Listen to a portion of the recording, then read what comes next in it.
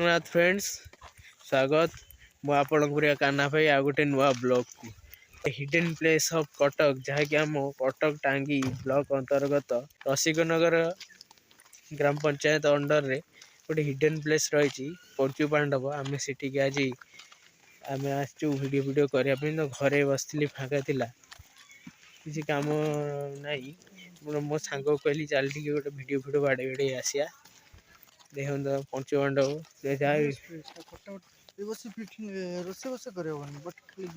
fist समय आसला जेहेतु पिला सब आसि धीरे धीरे नुआ वर्ष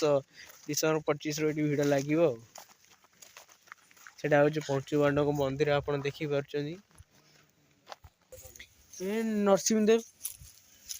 नरसिंहदेव कौ राजा पचारे जना पड़े कि 2000-3000 वर्ष एटा देखो ये जो मंदिर आप देखिपुं 5 गोटी मंदिर जी कि पंचु पांडव थे अर्जुन भीम नकुल सहदेव एवं युधिष्ठिर ये हूँ स्मृति रे हेतिबा मंदिर 5 गोटी मंदिर कह जाए जे पंचु पांडव जिते पशापाली खेल जो चलता आप देखते जो द्रौपदी निर्वस्त्र कराई पशापाली खेल जुआ खेल हारी जाते तेणु दुर्योधन एवं कौरव माने अन्य कौरव माने शर्त रखते जे तुमको 12 वर्ष वनवास और 1 वर्ष अज्ञातवास रहा पड़ो तेणु पांडव मैंने से शर्त अनुसार विभिन्न भारत वर्षर वन अरण्य घूरी बुलते यही पंचु पांडव स्थान जहाँकि रसिकनगर टांगी ब्लॉक अंतर्गत रसिकनगर ग्राम कटक डिस्ट्रिक्ट रसिकनगर ग्राम जोलका पर्वत आप देखिपुं जोलका पर्वत तले आसी सी कैंपेनिंग करी एठी द्रौपदी सह रही कह जाए प्रभु भगवान श्रीकृष्ण सांगे एठाकू आसी ये स्मृति सब मंदिर रही एपटे देखु भगवान श्रीकृष्ण गोटे भव्य मंदिर अच्छी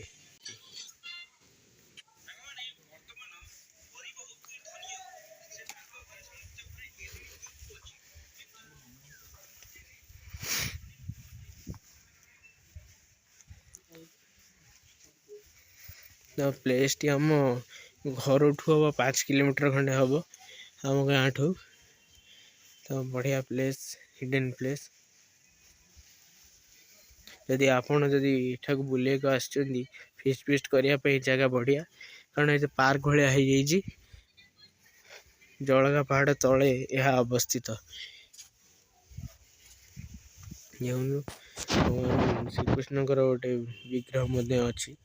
भीतर प्रतिष्ठा कौ राजा अमल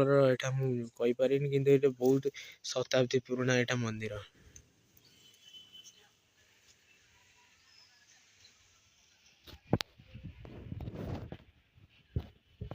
केंद लगुच आज प्लेस टा केंद लगुच बढ़िया जो फिस्ट फिस्ट करिया जदि हमर सुविधा हम तार सेठी आसिक डेरा पकेदबा आसे मुझे बुलिया रज फजर आसे तू फास्ट टाइम आसिलु बोधे ना ए जगह को मु जाने एटा फर्स्ट टाइम सबले आसु पहाड़ ऊपर बुलु हिडन प्लेस को केबे आसु एटा फर्स्ट टाइम जीवन हां जदी आपण भी आसी परन जो माने ऐतिहासिक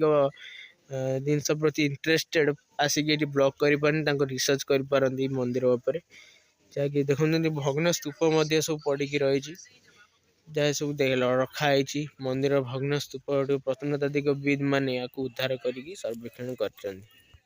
तो आज भिडटी आप नुआ हिडन प्लेसटा बुले